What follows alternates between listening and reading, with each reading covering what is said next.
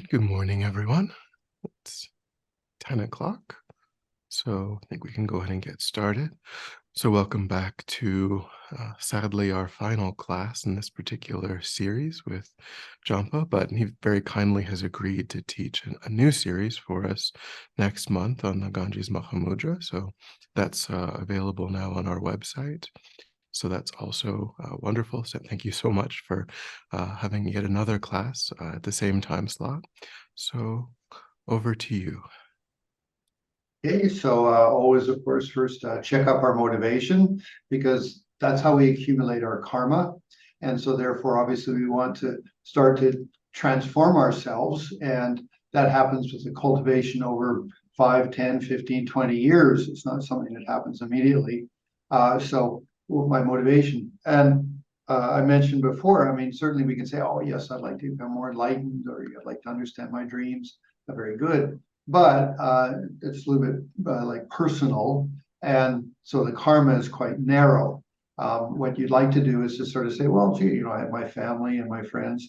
I don't know so much about dreams, but certainly my Dharma practice, it's important to me.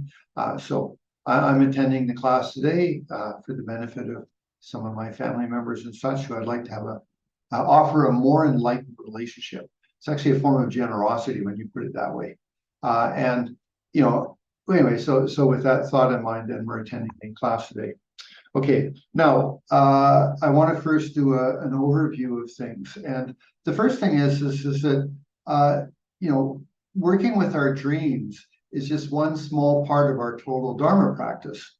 We really want to put it in that context. I mean, if you put too much emphasis on dreams, I said it earlier, you become neurotic. You're sort of worried about this and that dream and such, and it becomes useless. In fact, I mean, Ling Rinpoche was very strict with me about any of my dreams. He'd normally just say nothing, useless, nothing. It took me 2 years worth of periodically sharing my dreams, and he finally then made some comment, and again, very briefly. Lama Yeshe was a bit more generous, and would sometimes we'd discuss things, but he'd always say, "That's your Lama Yeshe, that's not me." Again, so it's a really good lesson of a Buddhist point of view. So remember that, I mean, of course, you have Freudian and Jungian and Adler and all sorts of ways of interpreting dreams. And so we are talking about a Buddhist perspective on it. And the Buddhist perspective would be within the context of, for example, levels of consciousness going all the way down to sort of our Buddha nature, our clear light and such. That's our context. So important to really have that in place. And then the dreams, you really just imagery, just imagery. And as I said earlier, a lot of them are just candy floss, like that, thing you get in a carnival. It's just a lot of air with sugar. It's nothing of any importance. Anyway, but first, actually, we should take refuge. I'm sorry, I jumped ahead. So, and I do the prayer I prefer. I go for refuge to the Buddha, the Dharma, the Sangha. From now until enlightenment, I'll work for the benefit of all sentient beings. May all beings be happy. I go for refuge to the Buddha, Dharma, Sangha. From now until enlightenment, I'll work for the benefit of all sentient beings. May all beings be happy. I go for refuge to the Buddha, Dharma, Sangha. From now until enlightenment, I'll work for the benefit of all sentient beings. May all beings be happy. Okay, so as I said, this is just one part of your Dharma practice. And considering we sleep on average, 6 to 8 hours a night, well, it's good to try to include it in our Dharma practices. Shantideva said, I mean, bring all events into your practice, into your path. So with that thought in mind, then, for example, just the simplest version is that as you go to sleep, to say, whomever I meet in my dreams, may I benefit. So even if you don't dream, at least you have a positive feeling as you go to sleep, which is much better than going to sleep when you're worrying about your bank account or a relationship or something like that. I mean, if you're going to have a relationship issue, then go to sleep saying, may I wake up in the morning with better capacity in my relationship. So again, you put a positive feeling into your going to sleep at night. And Lama Zopa always said that. He says you can, the karma of sleep can be either neutral or let's say neutral, beneficial, or I guess bad if you go to sleep with a bunch of bad feelings. So anyway, we want to put it on the positive side. So when another thing to bring up, which for me, we're all Buddhists, so we all know about the thing, work for the benefit of the future life. And I just never really got that. I didn't have I said, okay, yeah, I would like the next guy in line to be okay, or next person, next whatever. But when I finally realized, and I did it off myself, is that I have no memory of my past life. Now, maybe one or two of you might or have some ideas, but no, I have no memory at all. But I am experiencing the effects of what that previous person did to some extent. I mean, granted, I still have my own intentions and things, but definitely, I'm being affected to some extent by the way that person lived and did their actions. So when I think about my next rebirth, that person's not going to know me. They're not going to know my name. They're not going to know the places I lived or anything like that. They're not going to know nothing, but they will be affected by the way I've acted, the type of karma that I've accumulated. So in that context, I suddenly got a really good feeling about, well, I want to make that person happy. I want to give them some good things. I want to give them a better ability in relationships. I want to give them better wisdom. I want to give them clarity in the Dharma practice. I want to give them the intention that when I see a Buddha image, I get like, wow, that's interesting. Those are the things I want to give to that person. So these are almost gifts to that next rebirth. And then that put it in a whole different context for me. And I thought, wow, well, I really want that guy to be happy. So it made it all different for me. So I was actually accumulating karma for my future rebirth, but the context put it in a much more positive manner, that it's not like me. No, it's some person, and I want that person to do well. So anyway, that's just I think it's a really important thing to use in the thinking of the next rebirth, because again, I'm sorry, that person's not gonna know you unless they, I don't know, do an incredible amount of Dharma practice or something. And then how would they do that? Well, because you did a lot of Dharma practice in this rebirth, okay? And just again, this little side comment is, if you do remember your past rebirth, comes out of quite a bit of psychological research into the children remember past rebirths, is that you had to die traumatically. If you died traumatically, being shot by a gun or caught in a fire or something, what chances are you going to remember your past rebirth? If you died from natural causes, chances are you're not. And that's sort of the statistics coming from some research from a Canadian psychologist that looked at 2,000 rebirth stories, of which 200 and some of them he managed to validate that they were authentic memories of a past rebirth. And again, in all of those, it was trauma. So maybe you don't want to remember your past rebirths, okay? Okay. Anyway, so all right. So now back to the general thing. The theme is that working. We have this, like, we go to sleep every night. We have this opportunity to at least slightly affect ourselves by going to sleep with some positive motivation. If you have a tantric practice which focuses on some instructions on how to sleep, like whether you visualize yourself on a lotus or whatever, you have those techniques. If you do have initiations, if you don't, then just going to sleep with a positive attitude, like, may I be a benefit. It creates karma then, and such. So that's just one, and that's not even whether you dream or not. That's good to do. Now, if you do dream, then in the Tibetan system, it breaks it into basically 3 periods of the night. From when you go to sleep till about 1 in the morning, it's basically just unwinding from the day. From 1 in the morning till 3 in the morning, you might be affected by, they say spirits or something. So I'm not quite sure how you define that, but this sort of something irrelevant. But then the ones from 3 till 5 or 6, they might be something that's important for you to know. And why? Because you would have sort of gotten rid of some of the stresses of the previous day. You might have sort of settled down. You might say consciousness is more stable, and then you would you might get some interesting information. Again, what's the information? Signposts. Again, the Buddhist point of view, your attitude is the creator of your dream life. And so if you have bad dreams, check up your attitude.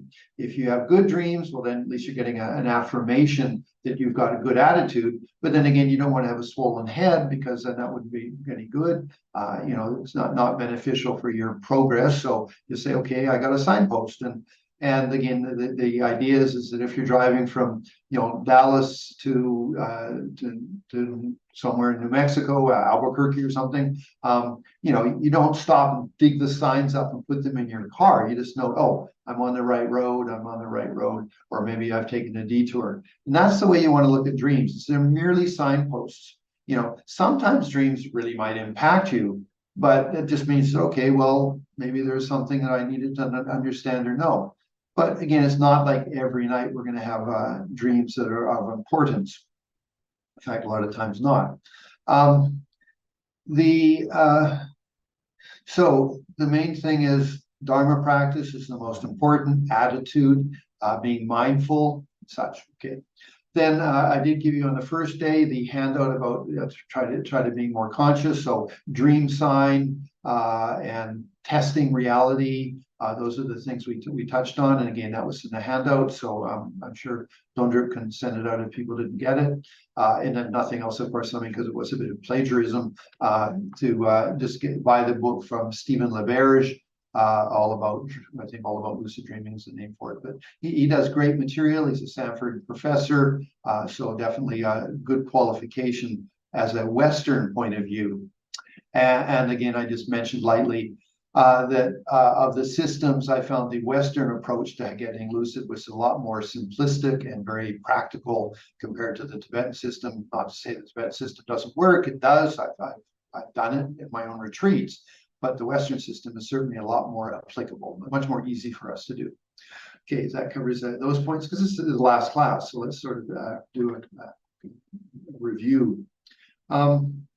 Then I moved over to then talking about when you look at dreams, is you look at them in 4 parts: place, people, activity, and me. And that gives you a format, because sometimes you sort of think, oh, I had this dream, but you need to sort of divide it up into its components, and then you might get a better handle on it. And the other thing is having a friend of yours that you talk to, because sometimes you will not get what the meaning of the dream is, because it's obscure to you. Whereas somebody else will look at it and they go, oh my God, that's what's going on inside of you. So they will they understand a lot quicker sometimes. But again, don't overemphasize somebody else's interpretation. Again, it's just you're trying to understand yourself. Really, you're trying to understand your attitude. The dream is merely a signpost, so you're just trying to get maybe some understanding that you have about what's going on. So place, the examples often given are, for example, if you're in a forest or in a field, it's a lot to do with much more of a natural state of consciousness. If you're in a hospital, it's obviously something to do with healing. If you're in a school, it's about education. And then what level of school, whether it's elementary, mid-school, high school, university, or something, that might apply a little bit. Then again, vehicles, they apply too. So for example, you're walking, you're on a bicycle, you're in a car, you're on a train, you're in an airplane. All of those would have some context to maybe for the significance of what the dream means. Then being in a city is often being centered, and especially in a central plaza. It would mean then that your consciousness has got a lot more organization to it. If you're sort of walking around the city and you're quite lost, it would just tend to mean is that maybe you're not that organized in you could say in your psyche about what's important, this and that. And that's where then your graduated path. Our graduated path merely organizes ourselves. I have a perfect human rebirth. I have potentiality. I can do something with myself. I won the lottery ticket of a good rebirth. Well, wow, I should be really happy. Be excited about your life, not by, oh, poor me, and I can't practice Dharma enough. And that's sort of like ridiculous. No, you won the lottery ticket. So start to, enjoy it. And then death or impermanence. Okay. Friends are going to disappear. Your possessions are going to disappear. Your body's going to kill you. Again, that puts context to your life. So if you're, for example, dream of being in a city and things are nicely organized, well, it's because your graduated path is well organized in your consciousness. you've got your life in place, and then refuge actually is inspiration. I'm inspired by the Buddha, I'm inspired by my lamas, and then I have the techniques, the Dharma, and then I have friends. Okay, so then that's so graduated path is our technique of organizing our psyche, our life, and then it could show up in is signs in our dreams and things like that. Like again, as I was saying, like being in a school, being educated, and things like that. Being in a kitchen, you're nurturing yourself. Being in a restaurant, you're nurturing yourself. If you're in a hotel, it's a short-term. You're in a short-term place. So whatever attitude you've generated, it might be a nice hotel, but it's only short-term. One of the things that comes up very much, and this applies, a lot of this comes from both myself and then from a lot of my friends who've done a lot of practice. You might tend to have one place that you continually go back to. And for me, it's the house I was brought up in Vancouver. And the funniest thing is, I mean, this is totally just, thing. The name of the street was Nepal Place. This is Vancouver, and I grew up in 1170 Nepal Place. And then I ended up going to Nepal and meeting Lama Yeshe. I don't know, I mean, was it a synchronicity or something like that? I had no associations. Even when I arrived in India, I didn't even know who the Dalai Lama was. I was a hippie on the hippie path, going from England through Europe, through Iran, Iraq, Afghanistan, down through Pakistan, and I arrived in India. And I just felt really good at being in India, but I had no idea. I mean, other than my grandmother is actually part of the British Raj, and she was born in Calcutta, so I knew that much. But aside from that, it's just, I'm going to go India, and I'm on my way actually to Australia. Anyway, what I'm getting at just is that there's funny sort of coincidences and things. Anyway, back to place. We're talking about place. So the more organized your mind is about your Dharma practice, then mostly it should be the dreams are better. And then, for example, I very often dream of being at that original house that I grew up in. And you could say it's sort of like that's a real central place in yourself. It's sort of like where you really draw on a lot of things about yourself. So you might have, anyway, I leave it up to you because each one of you are different, but I do have that I'm around that place a great deal, which I'd say would be sort of the core of me, like as in this rebirth where I grew up. So that's place. Also, of course, I mean, being in a well-lit place, that's good. If you're in a dark place, maybe there's a bit of confusion in your life or something like that. Again, just look at them as signs. Like, what would that mean? Also, actually, being in water. There's a very standard one. Water represents two things. It represents consciousness and it represents feelings. Okay, so if, for example, you're doing a retreat and you're in your dream, you're swimming in water and it's incredibly clear, that's a really good sign that your meditations are pretty good. Your consciousness is clear. Also, feelings are clear. If you then dream of, I mean, there's all sorts of fun stuff, but let's say you're in the water and then some sharks show up or something like that. Well, you might want to be more conscious of your attitude. Maybe you're letting some delusions come up. And then this applies perfectly straight out of Buddhism. I am crossing the ocean of samsara on the boat of my precious human rebirth. And if you do the Lama Chopa, the Guru Puja every day, I think it's the third verse. It just says that. It says, "May I cross the ocean of samsara and not be attacked by the denizens of the ocean, the sea monsters." And what are they? Well, there are delusions. So again, I mean, if you dream of being attacked by crocodiles and alligators or snakes or something like that, then just know, okay, maybe I'm being afflicted by some delusions. And often it's really important not to then say, oh, maybe somebody's cursing me. No, don't do that. That's ridiculous. You're getting neurotic. No, okay, I'm letting myself being affected by some delusion. That's my shark. Okay.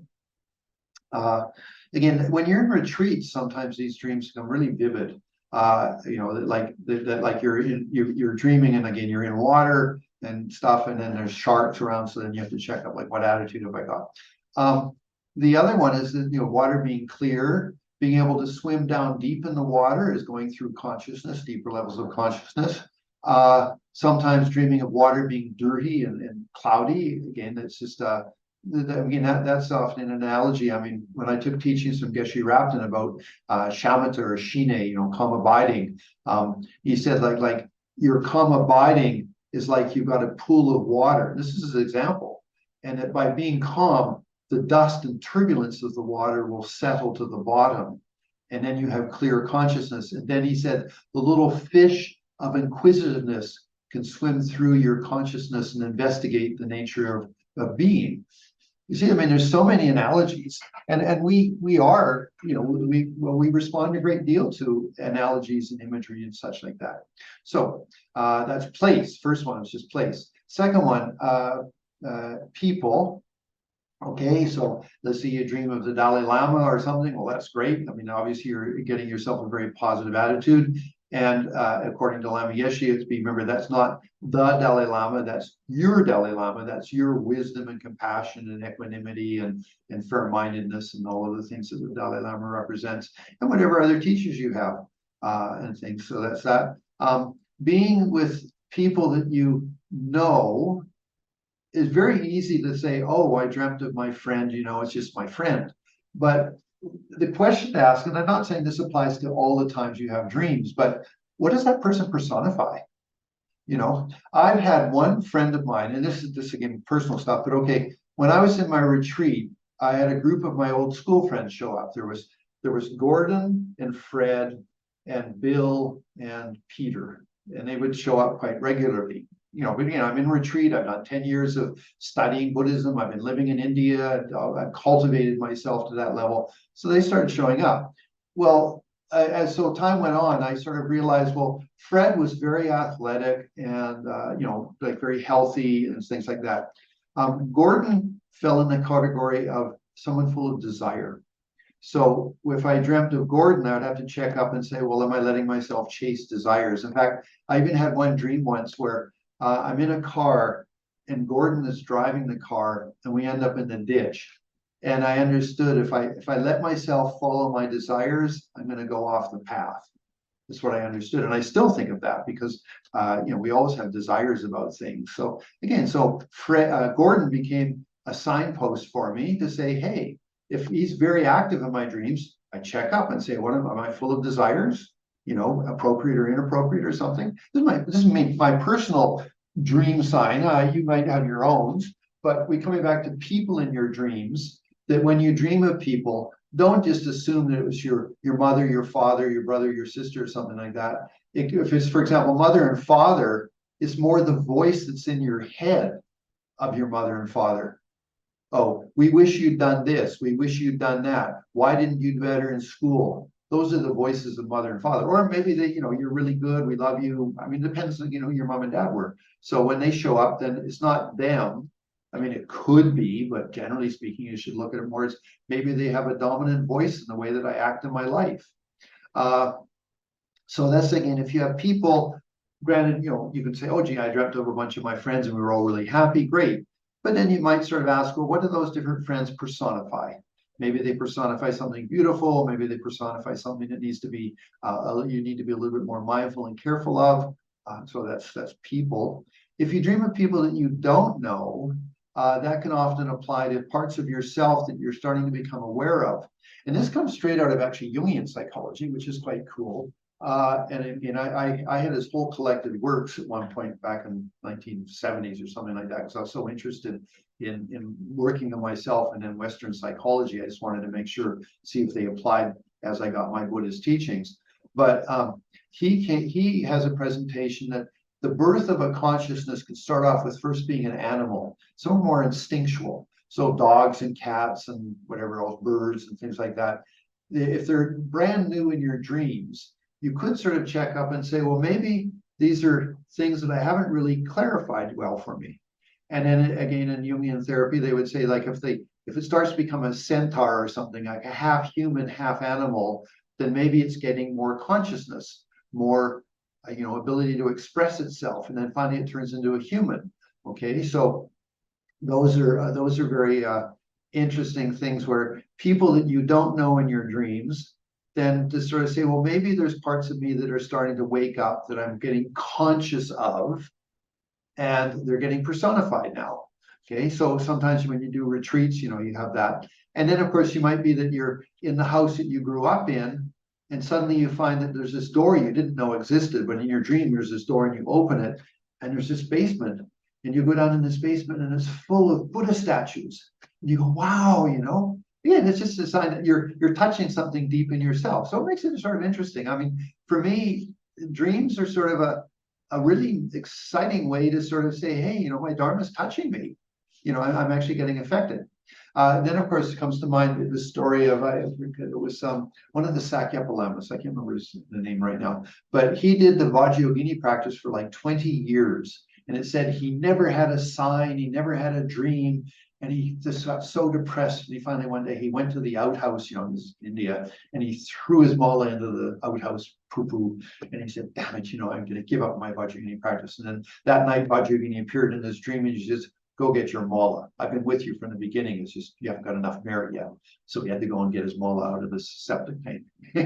Anyway, but so you see what I mean? It's interesting the way that your dreams can be a little bit of a signpost of your Dharma practice. But remember, it's your attitude.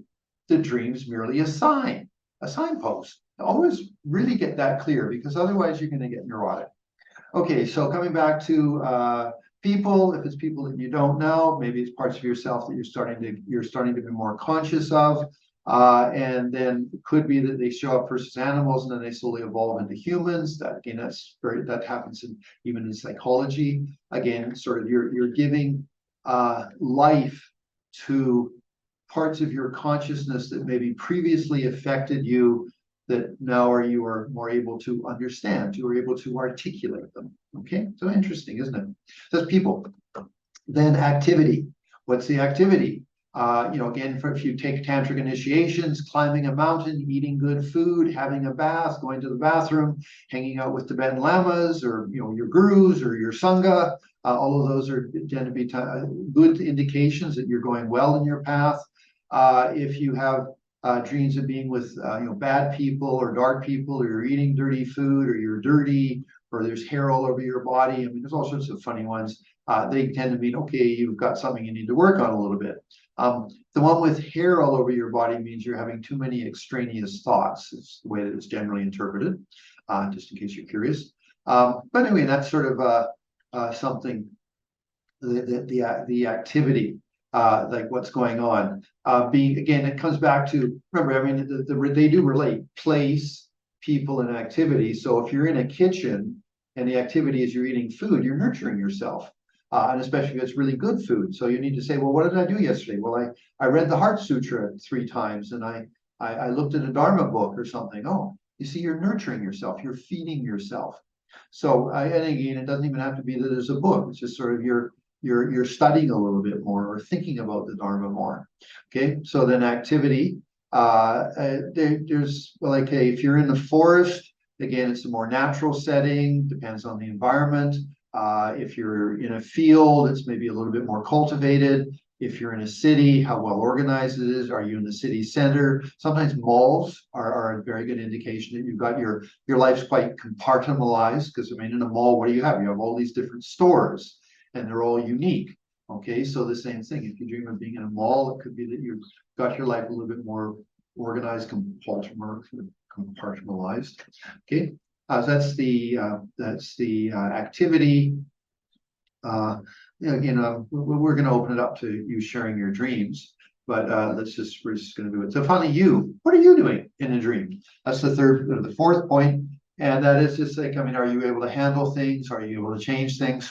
And we are talking about maybe sort of normal dream life. I mean, if you get lucid, you have some options, but in normal dream life, just who are you? How are you acting? Again, like, for example, if you dream of being naked, what it is that during the previous day, you're a little bit you're revealing yourself too much, maybe, to people. So maybe be a little bit more conscientious of just how much you share, because maybe that's making you naked or something like that. That's a very, very common one of that. So maybe you're a little bit too obvious about who you are. So maybe be a little bit more conscientious about yourself and who you are, how you talk about things. Clothing that you're wearing, again, might indicate something. For the longest time, because I was a monk for 14 years, Dundurp, so I have a lot of association with being monk. Okay, so for years, even though I stopped being a monk and I got married and I helped raise 2 stepchildren, I was still always dreaming of being a monk. And what I interpreted that to mean is this: is that for me, the spiritual life was personified by being a monk. It wasn't like the precepts and the rules. It was much more, I'm trying to live a spiritual life. So that's the way I interpret it, because I mean, I wasn't a monk anymore, but I would dream that way and things. And maybe, I mean, on another way you could look at it, I mean, there's lots of ways to interpret it. Maybe I was being a little bit too much like a monk in my lay life. I don't know. Anyway, but let's say we want to be a Dharma practitioner is what we want to be. That's the most important thing. Whether we're a monk or a layperson, we want to be a Dharma practitioner. That's the core of it. And the thing with being a monk or a nun is you have a lot more freedom than being in a relationship. In a relationship, you have to ask permission of your friend or your partner or whatever. When you're a monk or a nun, you want to do a retreat, you go do a retreat. You want to go and meditate, you do what you want, because you're free, you're independent. That's the big benefit of being ordained is that you have that freedom to pursue things as best as you can, and you don't need to ask permission other than maybe from your teacher.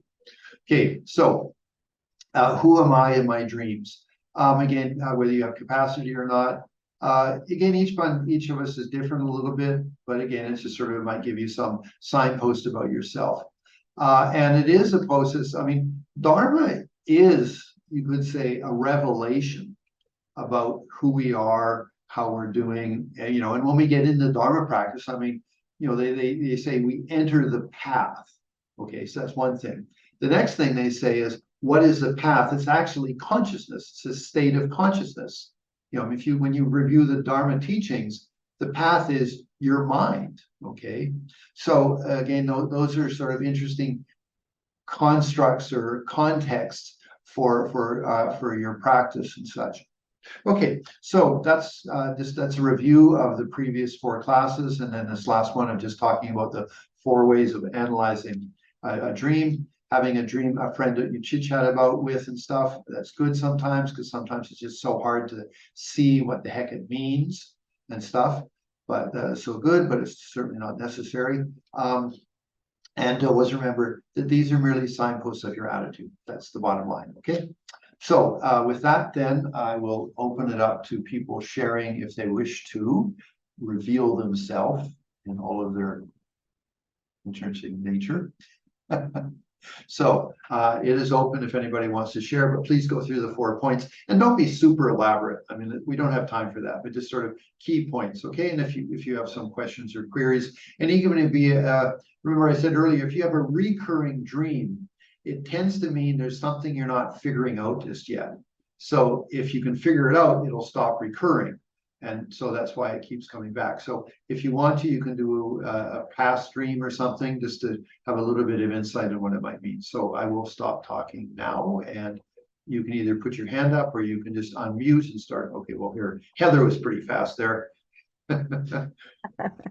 Thank you very much. This has been wonderful. So I actually, serendipitously enough, had a lucid dream last night.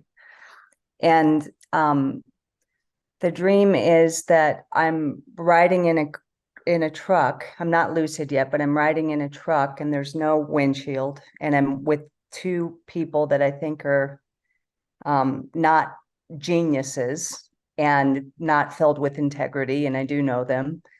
I have no seatbelt, so I'm trying to grab on.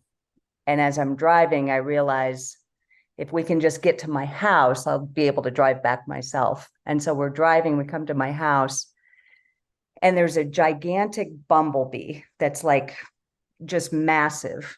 And I look at the bumblebee's they're kind of being mean to this bumblebee. And I think to the bumblebee, you could jack these guys up. There's no reason for you to be afraid of them. And he looks at me and smiles, and I realize if this were a real bumblebee that was this big, I would be freaking out. So I'm dreaming. And so I think I should have a friend of mine after our last class said she always has a plan for her lucid dreams. And I said, I wish I had a plan. I don't have a plan. And then Geshe Cherub, who's one of my gurus, shows up, and he's just like a tiny little Yoda size Geshe Cherub. And I think I have to come up with a question for Geshe Cherub And I said, I want to ask you some questions. And then it's like a loudspeaker, like in a school, his voice says, yeah, but on Thursday. And I said, but on Thursday, I won't be dreaming. And then I woke up. Well. Okay, okay, I can do an interpretation, and this is just, it's off the cuff, okay? I would tend to think that you were in the previous day, you had been in situations that you didn't have perfect control. And so whether you're letting other people, make decisions or push you around a little bit, because it sounds like they were driving and you were just the passenger. So that means you're allowing circumstances to be more dominant than you actually taking control of it. So that's again, simple thing. You're on a path. I mean, you're in a truck. It means you can accomplish a lot. I mean, if you're on a bicycle or something, that'd be a whole different message. Whereas you're in a big truck, so that's a big utility vehicle and stuff. You are traveling, but maybe you're being affected by some secondary attitudes or environments around you. You do end up wanting to go back home, which is to be more centered, isn't it? Like I'm at home base, I'm centered. And then actually a bumblebee is quite a good sign, because it's a thing that makes honey. I mean, if it was a wasp or a hornet, that's a whole nother message, but it was a bumblebee, and he was a huge bumblebee. Okay. Sometimes, like actually Carl Jung talked about this when he said when he had dreams and something was too big, he said, I'm exaggerating it. So he said one that I remember was he dreamt of a woman, and it was one of his clients, and she was up in a tower, very elevated, and he realized that he in his attitude to her, he was elevating her way beyond what was realistic. And actually myself, when I dream of somebody that's really big, I normally think I'm somehow exaggerating that person. So it tend to be that you've exaggerated, a honeybee, which is nice, so maybe there's just something that you're like milking a cow, a honeybee, those are sort of like nurturing things. So maybe a bit too exaggerated. So you need to be a bit more conscious of like how what your attitude is about, in this case, something that would be sweet. Okay. Again, I'm just rambling. Okay, I'm not really saying this is a thing. Yeah. But it's sort of fun, isn't it? And then Geshe Sheriff shows up and he's Yoda. Well, that'd be a very good connection. I think, this is a side comment, that the kids of our age don't really have religion. They have Harry Potter. Right. And I'm serious when I say that's their spirituality for them. And it touches them a lot. I mean, that woman's the richest woman in the world almost right now for writing a book about a kid who was an orphan and, whatever, and all of the stories. So it's interesting. And so we get all these things. And in fact, was it Stephen, Lucas, in his things, he did a lot of research on archetypes. And so Yoda was an archetype. And actually, you might not know this, but Serkan Rinpoche, not Serkan Dorji Chung, but Serkan Rinpoche, who lived in Dharamsala, that was his face. I'm serious. The art director came to Dharamsala. It was in their sort of research and things. And Serkan Rinpoche, he was one of my gurus. He had the most wrinkled face you ever could see. He had like crevices on his face. And this guy, when he saw it, he said, oh, it's also Serkan Rinpoche. He's a wise old man. And that became the face of Yoda, because I remember I was in Australia, I think, in Chenrezig Institute. And we went and saw that first movie. And when I saw it, I think, God, that's Serkan Rinpoche, Anyway, point being is that there are new archetypes which are being identified. Yoda, wise old man with magical power and ability. So Geshe Sheriff, again, he's teeny, so maybe that has some meaning. I don't know, but he's Yoda, so that's again wise. Then again, you see, you said it. It's like a speaker system in a school. So it's an educational thing, but it's really too loud because it's coming through as a speaker. So maybe again, you're in some way exaggerating or making too grand the message that you want from Geshe Sheriff. It was a very sweet Lama. He's a really darling guy. So yeah, so I would just say there looks like you're letting yourself being affected by maybe some circumstantial situations, and they were driving the truck, but it was still a utility vehicle. You arrived at home being more centered, but you sort of exaggerated something that could be sweetness. and things. Then you had a teacher, but again, it was again, it was a little bit, you're making them put too much, I don't know, energy about something. Again, my thoughts. So I wouldn't, it's nothing wrong with being super enthusiastic, but let's say be pragmatic too. Okay, so those are my only thought. And again, Awesome. I'm not a genius about dream analysis, but I have fun. That's very cool. Thank you so much. That was great. Sure. Anyway, anybody else want to step forward and be analyzed? Have to unmute yourself. Okay, Benjamin did it. Remember, please make it simple. 4 things: place, people, action, you.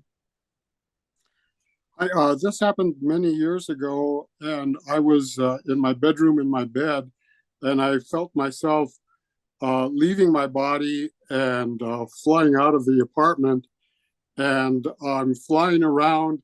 I hear all of these strange noises and colors, and I'm feeling this wind going by, and I'm doing that for quite a while, and then I realize that I'm going to have to wake up, and then I have to move my body back into my body in bed.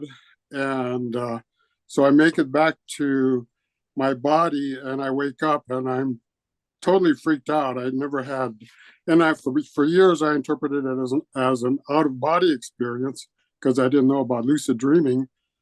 I've had maybe 2 lucid dreams where I'm flying high in the air, and I'm able to control it with my body movements, and that's it.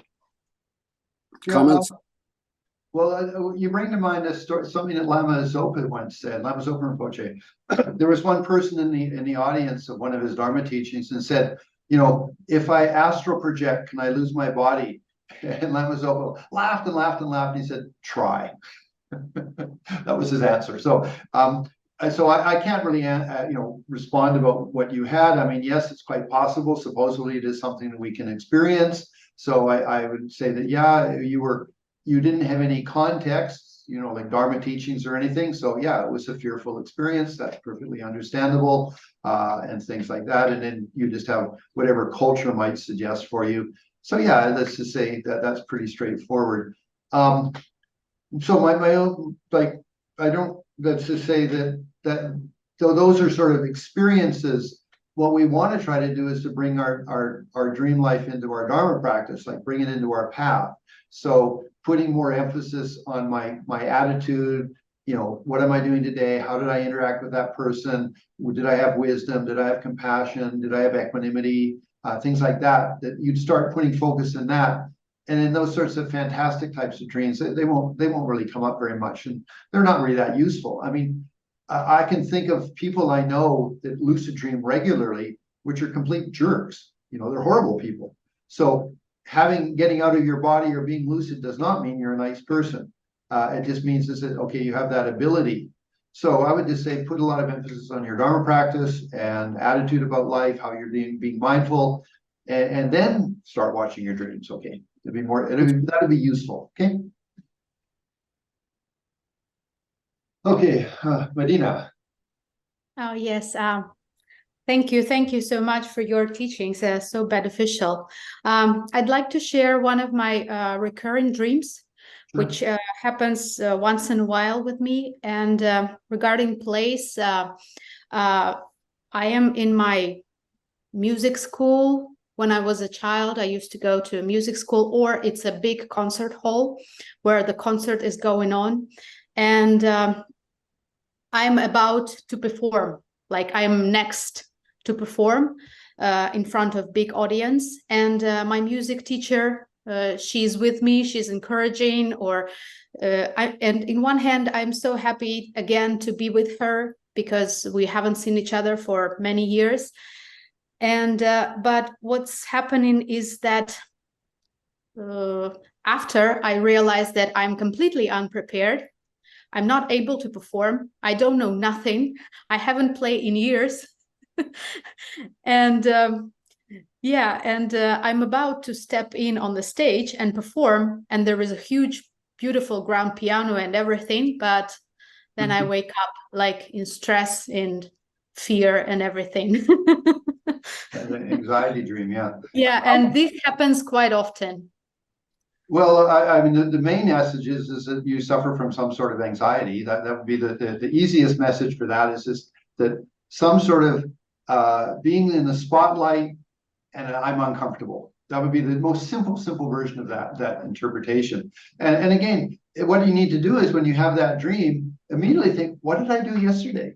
What situation was I in? And if you can go through it and you can catch the moment that you did some particular thought or feeling, sometimes any anxiety you might have immediately dissipates because you caught the cause of it. And that's I mean, I normally you have to say that with a nightmare, that if you have a dream of a nightmare, then in the previous day you made something a monster. And so in your dreams, that just turns on and it creates a monster for you. So what you have to do is, okay, what did I try to avoid yesterday? What did I make into a monster that I wanted to avoid? Now, that's a different subject to some extent. Now, what's nice though is educational situation, music school. It is music, that's harmony. I mean, it's harmony and things. It's something that makes you happy and such. And then there's an exam.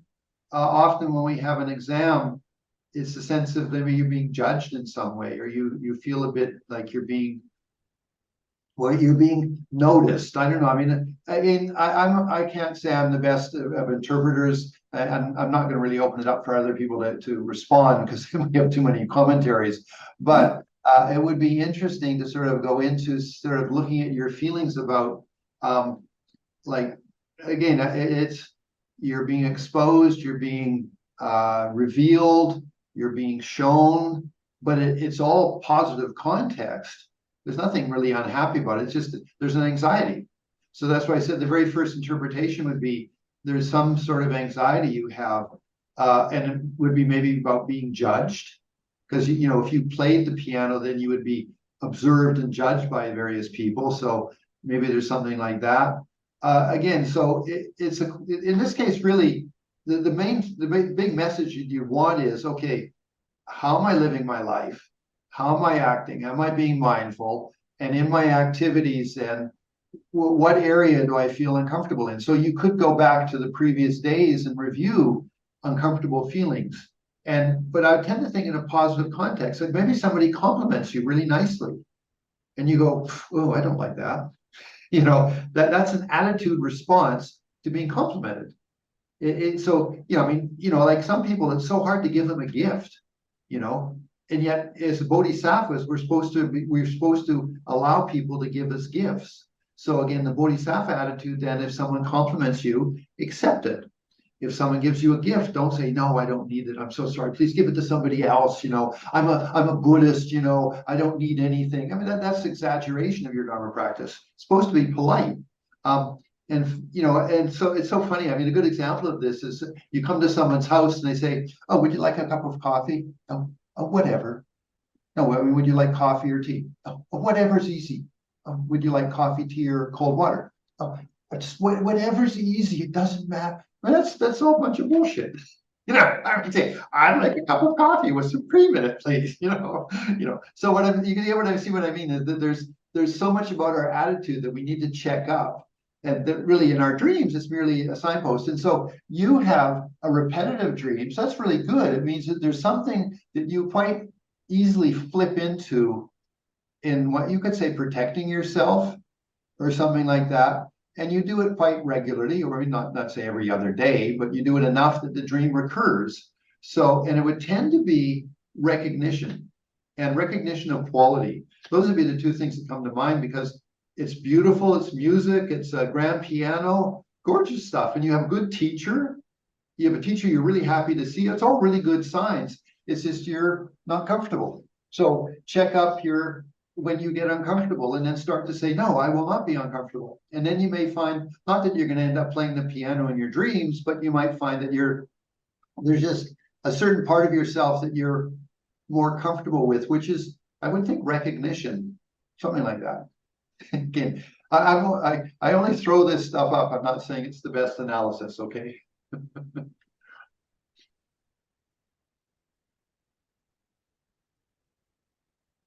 Yes, Alex. Hi, thank you so much. I have a recurring dream. It's basically I'm on a bike or on a motorbike. I'm going like on the street and I'm very fast and I can't really control it. I'm trying to slow down, but I'm somehow like either like the street is straight and I'm going into the wrong lane, or the street is going down and on a curve and I'm kind of missing the curve. And then there's police there, and either, the police is there and causing me trouble, or last time um, I was on my way driving home, and I was to a student dorm, and there was like this huge square parking lot, and the police was there, but someone of the police noticed me, but they were preoccupied because there was a car accident, and um, that's the main thing. I don't know if I should go into detail. That's good. Going too fast. For example, a very common dream is you're in a car, you're putting your foot on the brake, and the car doesn't want to stop. And you're pushing on the brake as hard as you freaking can, and it doesn't want to stop. All that is that you're letting yourself being propelled into situations without, you're not controlling yourself. That would be the daytime activity that you've got a situation, you realize that I'm talking real life. In real life, you've got a situation and you should really control yourself, but you're letting it just go. Like you're saying something or doing something, and it really is just you're letting it to go. Now, in this case, of course, you're on a motorcycle. That's much more a personal vehicle. If you're in a car, that's so something can have passengers. If you're in a bus, it's a whole other thing. But you're on a bicycle or a motorcycle. It's very much a personal way of getting around. You are on a path, but you're going too fast. So slow down your Dharma practice. Okay. That would be the first message. It just sort of, in some way, you're a little too intense. I mean, how would you understand slow down? You're just too intense. You're not allowing the road to show up in front of you and to be able to manage it. It's like you're hell-bent on going. The police generally should be good, but in this case, you're being judged. And it is official judgment compared to, for example, there's a great variety of ways that you can be judged, but you're being judged by officials, police, people that should keep things in order. Again, I mean, just have to do is, what's a policeman? And you go through, what does a policeman do? Well, they maintain civil order. They stop criminals. They protect and things like that. In this case, they're all being judgmental of you. Why? Because you're going too fast. Okay, you're out of control. So the message would be slow down, don't get too intense about things and such. That would be the same thing. It's recurring, so you must be doing this quite regularly. It's sort of like Medina, there's certain situation where you're repetitive about something. So slow down. And that's when, okay, what do? Mindfulness meditation. Thich Nhat Hanh, 3 breaths of mindfulness. That's all it requires. We've got so many good Dharma teachers out there, which with all have a message on Thich Nhat Hanh, peace in every step, the mindfulness bell. In your case, maybe that would be a really good thing to sort of, start studying Thich Nhat Hanh and Plum Village and stuff, and reading some of his books, because he's got a really good message about slowing down. He's a wonderful, of course he's passed, which is sad, but he's a wonderful teacher. So that would be just my thoughts. Taking it, making it that dream gives me something to do with my Dharma practice, sort of that context. Okay. Thank you so much. Just short question. I also had this dream differently, where I was lucid, and I was on a road, and it also led to a big public square, and I just said, because it was lucid, I just said everyone can fly, and everyone just started flying around. And then we came to this square, and then the police was putting the people down because they were flying too high. And I was kind of trying to get away and fly away from the police by flying higher, and I couldn't get high enough. And that was kind of similar, I think. Well, again, it's some form of judgment or some idea of being controlled or managed, and it's in a negative context. The police could be positive context, but in your case, they're negative context. So in some way, you're feeling that social order is limiting me or trying to control me. Okay, so that'll be again the thought. So it's just yeah. Anyway, yeah, go for it. Thank you so much. Yes, Elizabeth. I just remembered a recurring dream that I had. Okay, can't hear you. Oh no. Okay, yeah, looks like I can. Yeah, speak.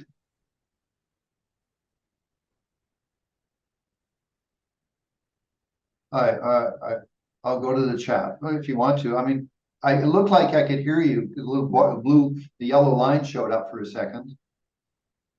Oh, okay. Well, then maybe it's my connection. Or I can turn my volume up. Okay, yes, Can you hear me at all? I can hear you now. Yes. That's good. Well, I wanted to share a recurring dream that I just remembered. It's just a very vague pattern, and that's hiking with giant groups of people. That has happened for a long time, years and years and years, different routes, different environments, but always like a pilgrimage. I'm in this giant group, either leading them or among them. And I was wondering what that's all about because it tends to be happening about 1 or 2 times a year. Well, if we look at mind training techniques, when you open a door, you should open the door for all sentient beings. When you close the door, you should close the door for to the lower realms for all sentient beings. When you walk down the sidewalk, you should feel all the people behind you. You're leading them to enlightenment. Those are those are mind training techniques. So if you are in a large group and you're leading, that'd be quite good. It means is that you've got a really good, clear sense of direction and inclusiveness. So those are all good signs. So again, you have to say, okay, remember we talked about place, people, activity, and you. Okay, well then you're on pilgrimage, good context. You're leading a group of people, good context. You're just with a group of people. Maybe it's sort of more like a group sort of consciousness, but you're still part of it. You're conscious of it. So all of those are good signs. So I'd just say, okay, well, you're getting signposts that you've got a fairly good attitude and you're going in the right direction. So it's quite simple.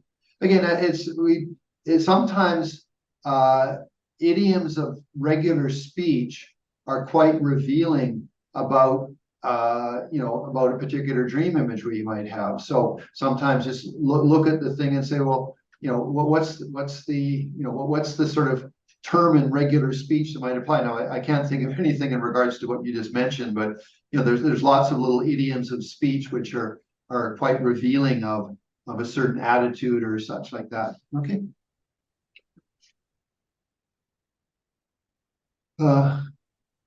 We're getting close to the end, but anyway, okay, Gregory. Yeah, this isn't so much a specific dream, but also a recurring dream, and I kind of wanted advice about it. And I was thinking lucid dreaming might be a way to kind of resolve this issue. Just very briefly, because it's a long story. I dream recurringly about my ex-wife, who we had a very messy divorce that was following 2 years of kind of mental decline. So there was a lot of on her end, aggression and paranoia and rage and delusion. So half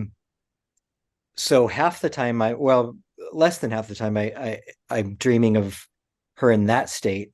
Most of the time it's just a sort of normal dream that we're together and doing something mundane or holding hands or, obviously wish fulfillment that it's like it was for the first part of the marriage. So I'm kind of thinking, as far as like dream signs go, I was thinking, I can't become lucid in that dream to resolve it because it's too normal. There's nothing weird going on. And my hope is that I can find a way to kind of, because there's not going to be any closure in real life. I realize I can't get that. So I wanted to try to find a way to lucid dream some closure into the situation. Okay, actually, I mean, I'll say something. I have exactly the same thing. I was married for 18 years, and then she wanted to focus on children and grandchildren, and I wanted to continue my Dharma practice, much more actively. And so we sort of went in different directions. And, I won't go into my long story, but let's just say I didn't get closure. And let's just say, lots of stuff. So it's sort of fun actually. I was the name that was not to be mentioned if anybody came to visit her. That's how bad it was, okay? So I couldn't get closure, and I'm sharing this because I think it's really quite relevant, and it's relevant for maybe a lot of us, is that I didn't get a chance to say, I'm sorry, let's talk it through. It's just the door was shut, and I never want to see you again, so fine. So I did about 3 years of Tonglen with her. I couldn't see her personally, and so I would sit there, I would visualize her in front of me. I would inhale her, and I would exhale back kindness and whatever acceptance. And it's not going to be quick. I was with her for 18 years, so it was a long relationship. And in many ways we loved each other, and then in many ways we went in different directions. I mean, the worst thing is never marry a monk or a nun. Okay, that would be my advice. Okay. Don't do it. I'm joking. Okay. So I did that for a long time. And finally, at about the 3-year mark, I had a dream where she was being very pleasant, and we met the Dalai Lama and had a really good conversation and things. And then I had this sort of sense of resolution about it. And then from then, I periodically dream of her, but she's always nice to me now. And so I thought, well, that's really interesting. So I did try to get in touch with her after 10 years, and it was still the same thing. I mean, she didn't want to have anything to do with me. I was horrible and whatever. So even at the 10-year mark, I couldn't get any sort of hello, and it was okay. We both had delusions, we both had our problems and stuff. So anyway, I'm sharing all of that in the sense that, okay, getting lucid, you could get lucid with her. It's not that you don't need mundane situations aren't the problem. It's a dream sign. When she shows up, you should say, I know it's not you living in Chicago. You're my Diana, whatever. You don't need to tell me any details. So they say, you're my Diana, and I'm going to make you beautiful. So you then, so in your daily life, you do Tonglen with her and stuff. And so you totally accept her, and you feel that she's good, and you give her happiness and things. Maybe it takes you 2 or 3 years. Maybe you can already have done that. I don't know. And so then when she shows up, you can say, oh, because in one way, at one point, she was deep in your heart. So she does represent something special for you. And a woman for a man, I mean, it's her anima, it's your animus, anima in this case, it represents something that's complementary and things. I mean, maybe in the beginning there was dharma in that. I don't know. Again, Greg, you don't need to answer any of these questions personally, but I'm just saying you could turn her into a great source of wisdom if she happens to be able to carry that. Now, again, your psyche might say for some time, okay, she's going to show up. And then at a certain point, she might disappear. And then you're going to have somebody else show up because she couldn't carry your Dharma practice and how you're evolving. She couldn't carry that projection. So then she disappears. So those are sort of the evolution that can go through. I'm just thinking now, I haven't dreamed of my ex for quite a while, but when I do dream of her, she's normally nice to me, which is really quite pleasant. I mean, I one way I can say I still love her. I don't dislove her. It's just that it didn't work. We both had delusions. We both made mistakes, and we both made problems. Mm-hmm. So my thought would be Tonglen with her every day, at least for 5 minutes or something. And then when she shows up, if you can, try to remember, when you're looking at her doing something, think, you're my Diana. And then you can get lucid. And then maybe she'll teach you something, or if nothing else, she just represents a part of your heart that needs to be expressed a little bit. And so she's showing up. And like I say, I bet that she won't last for very long if once you accomplish that and some other feminine anima will start showing up, because it's just the way our psyche is. I mean, we're men and we're women. I mean, that's a really interesting thing in Tantra. When you have Vajradhara and Ishvari, or whatever you want to call them, the male and female consorts, I mean, they're two fully enlightened beings. So it's not like a mundane relationship. They're both, you would say, Bodhisattva Buddhas, So that's an interesting concept if you were to visualize yourself with that. And if you really did in your heart have a deep sense of being a Bodhisattva working for the benefit of sentient beings, your psyche will create something which is complementary to that. you know, which sort of like gives you a sense of fulfillment. You know, I mean, I remember last week I shared that her name was Anne, that Anne Carlisle was her name. She was from high school. She was my attempted girlfriend. She rejected me in the end. Heartbreak as a teenager. But anyway, she showed up in my dreams when I was in my 3 retreat for quite a while, until, like I said, finally I was in the temple with the Dalai Lama. We're all doing prayers, and she came in and she was in a bathrobe and her hair in curlers. And I sort of realized, oh, she can't carry it anymore. She can't carry my sense of fulfillment. And then somebody else showed up actually as time went by. Anyway, so hey, that's Gregory. Thank you. It's a good question, and it's something that's really good to work with. It's like real meaty stuff. Yeah. Okay. Thank you. Okay, we still have a few more minutes if you want to ask more questions or share.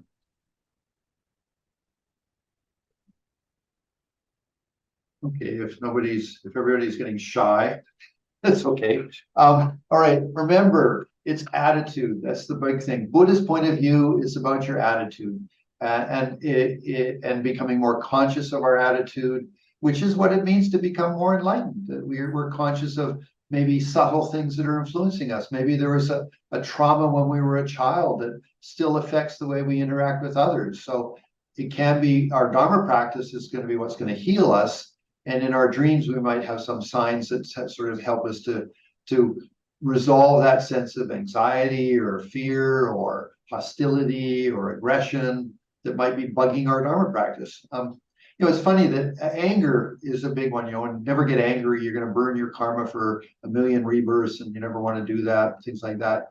But actually, anger is just, I wish this situation to be better, according to your opinion, of course. That's the problem. Anger is I wish this situation to be different or better, supposedly better, according to your opinion.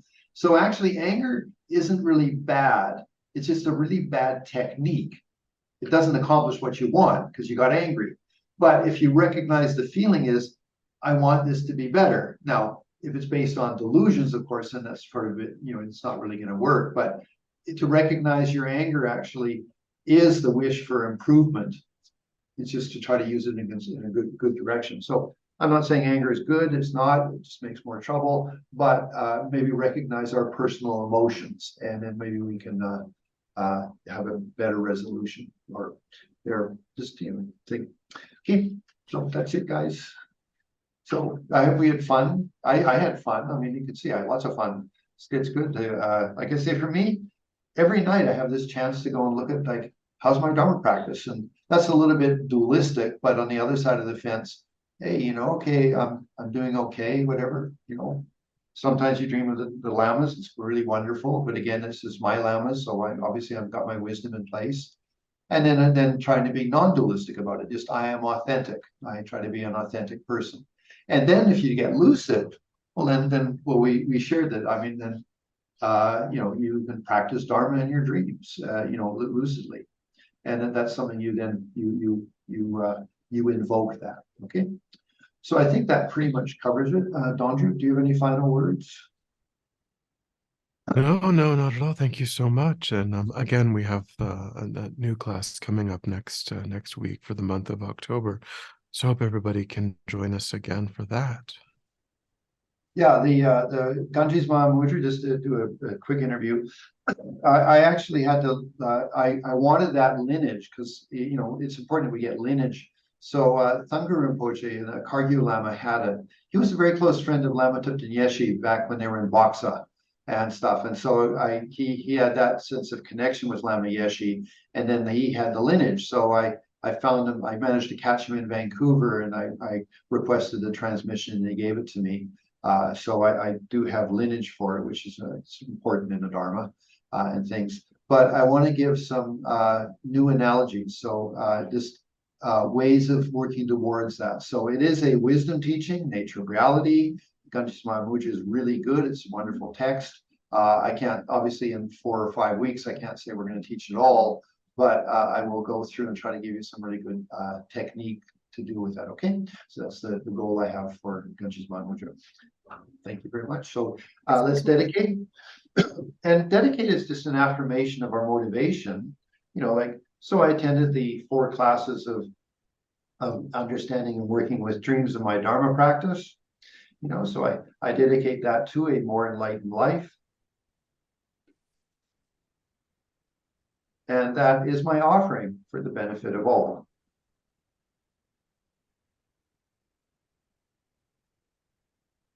Okay, so great to get to know you guys all a little bit. It's really nice. Thank you very much. And so big hugs. Take good care. Thank you, Dundra, for getting in touch with me. Thank you.